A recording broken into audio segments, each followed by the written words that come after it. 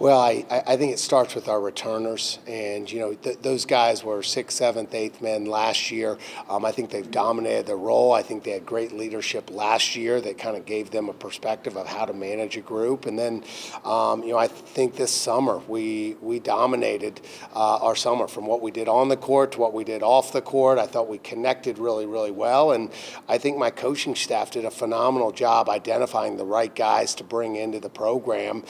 We did a great job recruiting, and those guys have really, really showed out. I mean, our guard play has been exceptional getting downhill. I love our speed with our guys. I mean, I think we're like the 360th smallest team in the country, but you wouldn't know with how aggressive we're playing right now.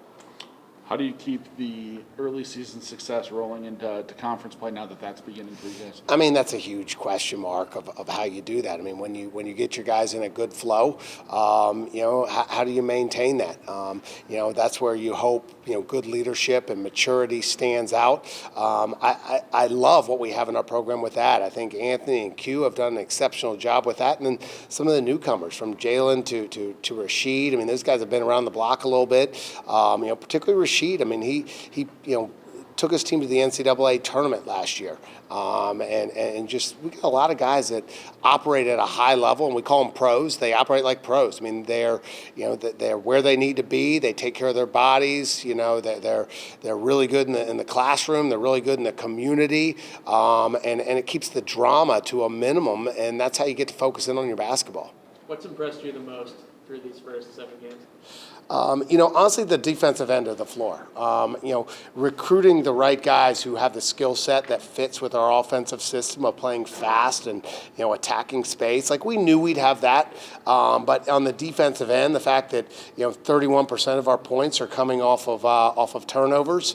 And that doesn't just happen because we have guys taking the ball from others. It's team crowds. Our guys have really gelled defensively, working as one. And that's been, really not surprised, but it's happened quicker than I thought it would happen. What do you see specifically in tomorrow's matchup and what it's going to take to win that one? Say that again. Tomorrow's game and that matchup. In the Green Bay game, they're a totally new roster from where they were a year ago. New coach, and Sundance has great energy. I have no doubt that they're going to be ready for his first conference game. It's a different mentality in our camp, not in terms of lack of enthusiasm, but we have some guys that have been through this before, and it's a situation where we have a mature culture where we just really focus in on the process, and that's what we've done. We've locked in on the process. It's the biggest game of the year, but it's the biggest game because it's the next game, and we've done that with every game coming through. And now, have we built up Horizon League? Yeah, that's what we talk about all summer. We've spent 6 months, just locked in on how do we get ourselves in a position to compete for a conference title. And, I love the maturity that this group has had, even though they're a young group together. Coach, stylistically, in years past, you've relied more on the 10-toe threes and all that. This year's team seems to be attacking the rim a little bit more and getting into the paint. Is that by design, or is that just what the defense gives you?